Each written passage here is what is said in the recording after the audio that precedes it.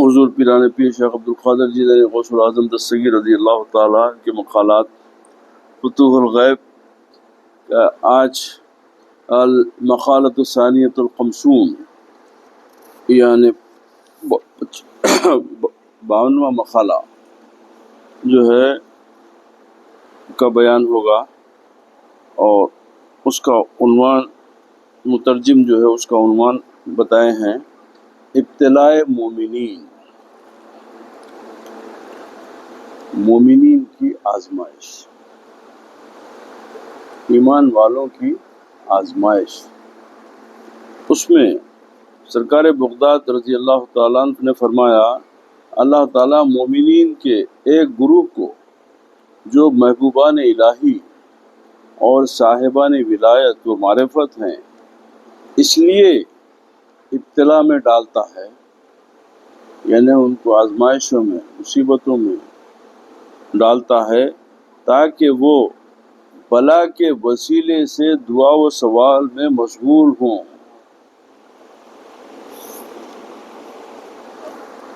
اللہ تعالیٰ ان کے سوال کو پسند کرتا ہے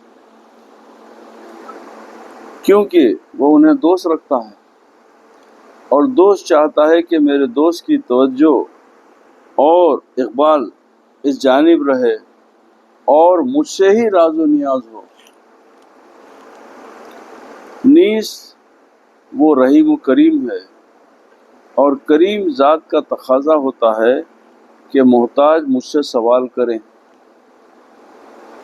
تاکہ میں اس کی حاجات کو پوری کروں۔ جب وہ سوال کرتے ہیں تو قبولیت کو پسند کرتا ہے تاکہ اپنی صفت جود و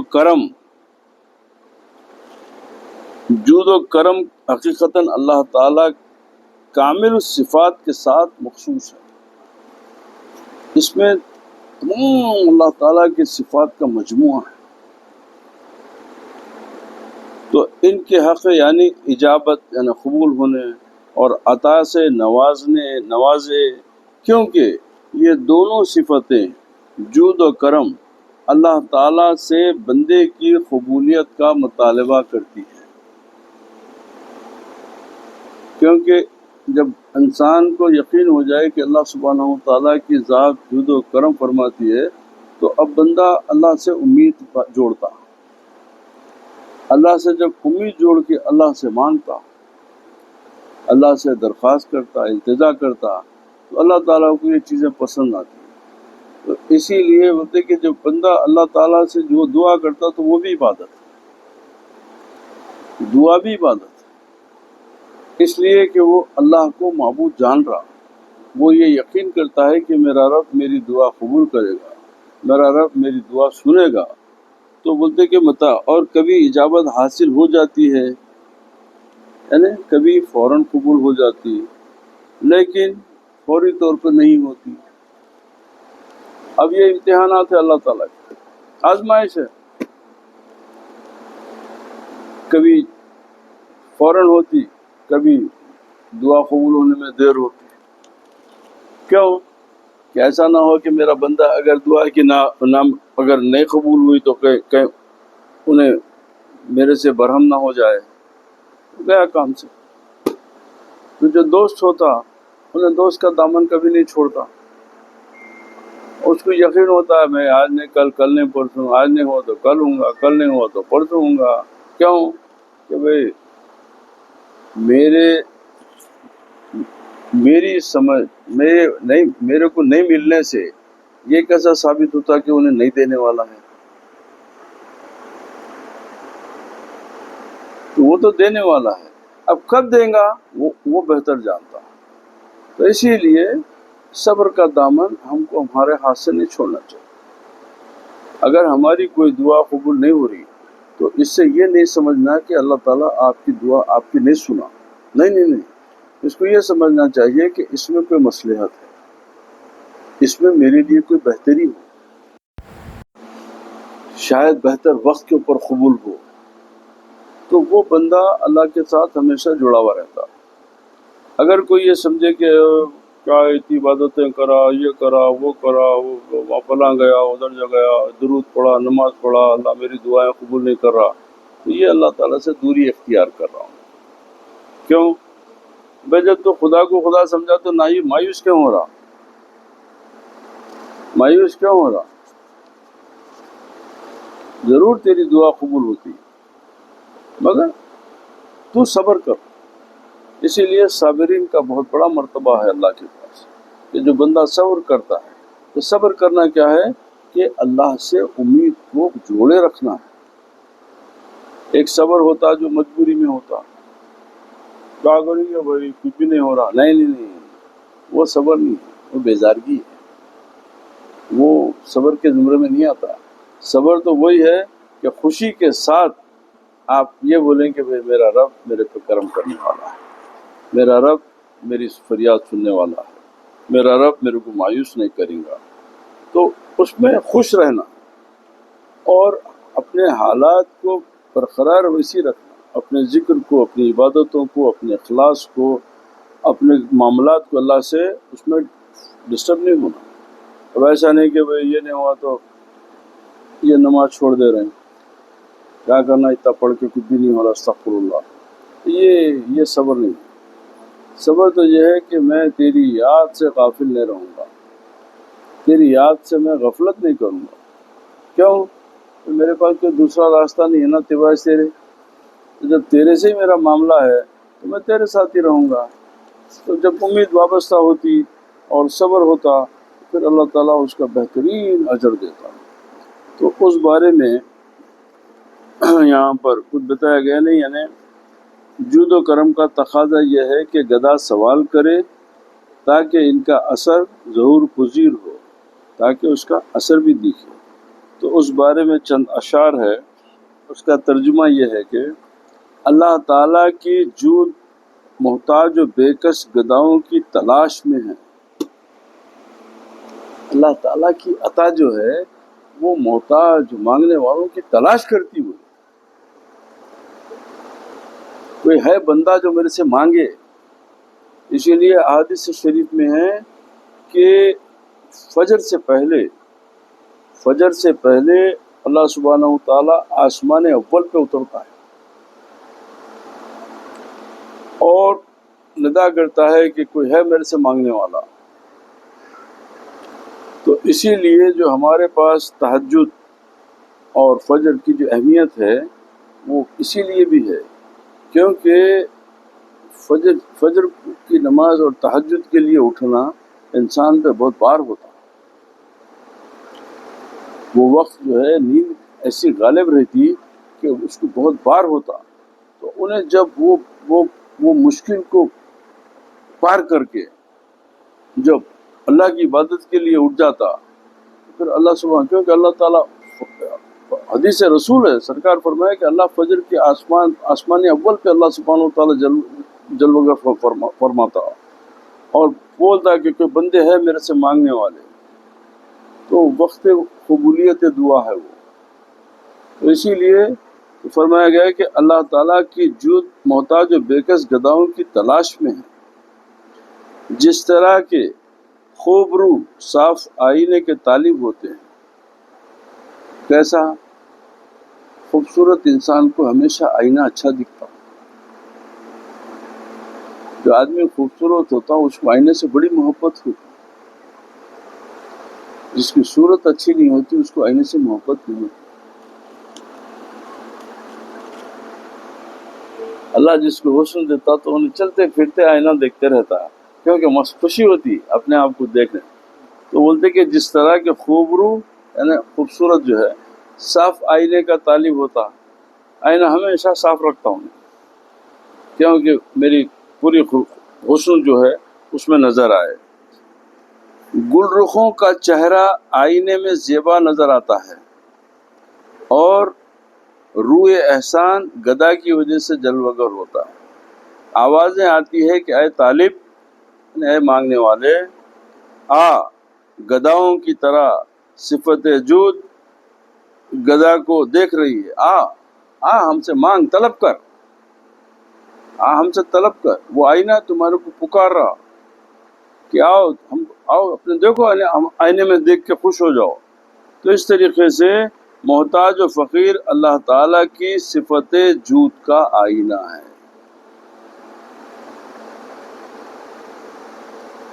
اب اس کو ہمیشہ ہی وہ آئینے کی طرف جانے کی جستجو رہتی،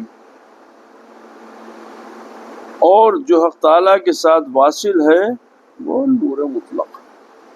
اب جب اللہ تعالیٰ کے ساتھ واصل ہو گیا، یعنی اللہ تعالیٰ سے مل گیا، اب اپنے آپ کو اللہ تعالیٰ کی دوستی میں ضم کر لیا، اب اللہ تعالیٰ کے سوائے اب اس کے نہ اس کے ہوش، حواس، زبان، ہر چیز، ہر فکر اب اللہ کی طرف متوجہ ہو گئی، تو وہ نور مطلق ہو جاتا ہے۔ اللہ تعالیٰ کی صفات و کلام کو اس کی بارگاہ میں گفتگو اور شفاعت کرنے کی اجازت ہے۔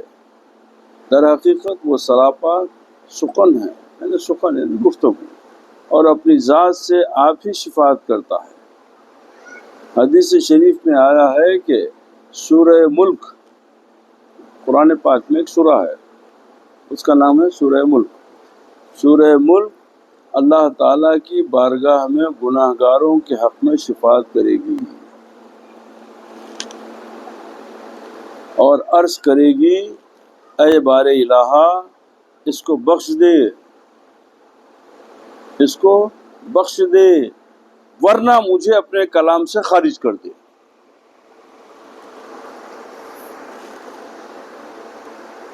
اللہ سبحانہ وتعالیٰ اپنے بندے خاص کے سوال کو ایک حد تک پسند فرماتا ہے، کبھی اجابت میں توقف فرماتا ہے، یعنی کبھی قبول کرنے میں تھوڑی دیری ہوتی ہے، اور فوراً مطلب براری نہیں فرماتا، یعنی پھٹ سے قبول نہیں کرتا، تاکہ اس سے زیادہ دعا و سوال سنیں۔ اب اللہ تعالیٰ کیا ہے کہ بولتا ہے کہ نہیں، اللہ تعالیٰ تیری دعا اس لیے قبول نہیں کر رہا کہ تو جو اللہ تعالیٰ سے جو دعا کر رہا، جو طریقہ اپنایا نا، وہ اللہ کو بہت پسند آ رہا، تو اسی لیے اللہ تعالیٰ چاہتا ہے کہ تو اس سے دعا سوال کرتے رہے۔ ہم یہ سمجھ رہے ہیں کہ اللہ ہماری نہیں سنتا، نہیں، اللہ چونکہ تیری دعا کو قبول کرا، اسی لیے تیرے کام بننے میں دیر ہو رہی، کیونکہ تیرے سوال کرنے کو، تیری عاجزی کو، تیری انکساری کو، تیری تڑپ کو، اور تو اسے اللہ سمجھ کے اللہ جو تو یاد کر رہا، تو وہ اللہ تعالیٰ کو زیادہ پسند آتا۔ سمجھ میں آ رہی بات؟ اب اس کے اوپر فرمایا کہ میں نالا کنا ہوں، یعنی میں رو پلا رہا ہوں، کیونکہ میرے یار کو یہ اچھا لگتا ہے، اور وہ جہاں سے اسے نالا و غم درکار ہے، اور دو جہاں سے اسے نالا و غم درکار ہے۔ اللہ تعالیٰ کو پسند آتا ہے کہ بندے کا رونا، بندے کا اس کی بارگاہ میں گڑ گڑانا، اس سے التجا کرنا، اس سے مدد طلب کرنا، یہ اللہ کو پسند آتا۔ تو اللہ تعالیٰ اس لیے تمہارے ساتھ محبت کرتا، اس لیے تمہارے کام ہونے میں دیر ہو رہی، کیونکہ تم کو چاہتا ہے کہ وہ تم زیادہ سے زیادہ اس سے ربط رکھو۔ اس کی ناخوشی بھی میری جان کو پسند ہے، اس دل رنجیدہ کرنے والے یار پر میرا دل فدا ہے۔ ایک حدیث پاک میں ہے کہ جبریل امین اللہ سبحانہ و تعالیٰ کی بارگاہ میں عرض کرتے ہیں، یا اللہ، تیرا فلاں بندہ حاجت طلب کرتا ہے، اس کی حاجت کو پوری فرما۔ اللہ سبحانہ و تعالیٰ فرماتا ہے، میرے بندے کو سوال کرنے دے، مجھے یہ پسند ہے کہ اس کی آواز سنتا رہوں، مجھے یہ پسند ہے کہ اس کی آواز سنتا رہوں۔ در حقیقت یہ اجابت میں توقف نہیں ہے، بلے یہ تمہاری دعا قبول ہونے میں دیری نہیں ہے، اجابت دراصل حاصل ہے، وہ تو قبول ہونے والی ہے۔ اللہ تعالیٰ فرماتا ہے، میں نے اس کا مسئول پورا کر دیا، یعنی وہ جو مجھ سے سوال کر دیا وہ میں پورا کر دیا، طالب کے مقصود کا حصول کسی اور وقت پر موقوف ہے۔ اب میں مناسب وقت پہ اس کو وہ چیز دے دوں گا، قبول کر لیا، دینا، وقت کا انتظار، جب وقت آئے گا دے دوں گا، جس میں بندے کی مصلحت ہے۔ اب اس کو اگر عام زبان میں آپ سے سمجھاؤں تو یہ میرا دعویٰ ہے کہ آپ لوگ ایسے انکار نہیں کریں گے کہ اکثر ہمارے ساتھ ایسا ہوتا کہ ہم ایک کام کی کوشش کرتے اور وہ کام نہیں ہوتا تو ہمارا دل رنجیدہ ہو جاتا، بڑے خاطر ہمارے پہ بار خاطر ہوتا، مگر تھوڑے دن کے بعد میں ایک ایسا کام ہوتا جب خوشی ہوتی کہ یار وہ کام ہوتا تو یہ نہیں ہوتا، اگر وہ ہو جاتا تو یہ اتنا اچھا کام فائدہ میرے کو نہیں ہوتا تھا۔ اسی لیے ہمارے والد اکثر فرماتے تھے کہ پردے میں ستم کے ہو جو کرم، ظاہر میں ستم دکھ رہا مگر اس کے پیچھے جو کرم ہے پہچان میں آنا مشکل ہے۔ تو اب جب ہم صبر کرتے تو ہم کو اکثر میں سمجھتا ہوں یہ تمام جتنے بیٹھے ہوئے ہیں آپ لوگ ہر ایک کے ساتھ کہیں نہ کبھی یہ واقعہ ہوا کہ ایک چیز کوشش کرے نہیں ہوئی تو دل بڑا، تھوڑا دن دیکھے بعد میں ایک جو چیز ملی اس سے بہت دل خوش ہو جاتا، ارے یہ تو بہت اچھی ملی۔ اگر مثال کے طور پہ ایک آفر ہے جاب کا، بہت کوشش تھی، تمنا تھی، آرزو تھی یہ مل جانا، وہ نہیں ملا، افسوس میں بیٹھے، دوسرے دن 4 دن کے بعد میں ایک آفر آیا تو اس سے اچھا تھا، تو اگر بولتے کہ اگر وہ قبول کر لیتا تھا تو اللہ سبحانہ و تعالیٰ بندے کی مصلحت کے حساب سے عطا کرتا کہ بندے کی بھلائی کس میں ہے۔ آپ کا اپنی بھلائی کے بارے میں سوچنا وہ محدود ہے، چھوٹی نظر ہے آپ کا تجربہ چھوٹا، آپ کی نظر محدود ہے۔ جب اللہ عطا کرتا تو آپ کی بھلائی کی خاطر اس میں بھلائی ہوتی۔ آئندہ کلام میں اسی معنی کی طرف اشارہ ہو رہا ہے۔ اچھا، ماشاءاللہ، چلے آج اسی پہ اکتفا، کیونکہ حالانکہ مقالہ ہوا مگر اس کی تشریح جو ہے ماشاءاللہ کافی جو ہے طویل ہو گئی۔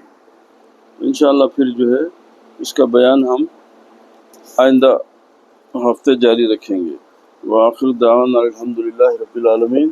اللہ سبحانہ و تعالی ہم کو حضور غوث اعظم دستگیر رضی اللہ تعالیٰ عنہ کی غلامی میں ان کے کلام کو سمجھنے، اس پہ عمل کرنے کی توفیق عطا فرمائے۔ اللہ صدقے میں غوث اعظم کے ہمارے تمام پیران کرام کے اللہ سبحانہ و تعالی ہم پہ کرم فرمائے، رحم فرمائے، ہمارے گناہوں کو معاف فرما دے، ہماری کوتاہیوں کو نظر انداز فرما دے، اپنے جود و کرم کا دامن ہم پہ وسیع فرما دے، ہم کو دنیا کی محتاجی سے محفوظ رکھ، پروردگار ہم کو نیک بندوں میں، اس کے عبادت گزار اور صالح بندوں میں ہمارا شمار فرما، ہمارے گناہوں کو پروردگار اپنے کرم سے، اپنے رحم سے بخش دے، معاف کر دے۔ وآخر دعوانا الحمدللہ رب العالمین۔